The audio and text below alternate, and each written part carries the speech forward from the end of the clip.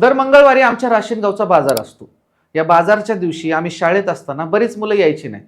तुम्हाला वाटत असेल की शाळेच्या दिवशी सुट्टी घेऊन ही पोरं मजा करत असतील, पण तसं नव्हतं मित्रांनो.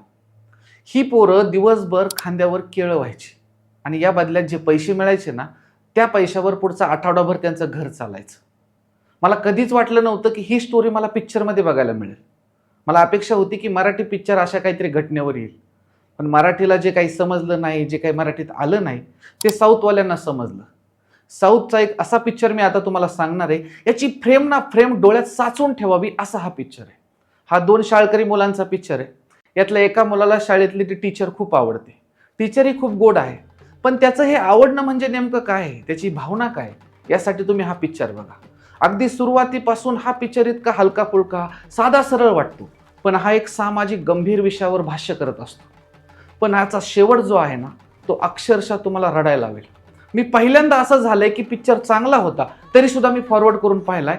याचं कारण म्हणजे याच्या शेवटच्या 20 मिनिटात इतकं दुःख होतं की ते अक्षरशः पाहवत नव्हतं.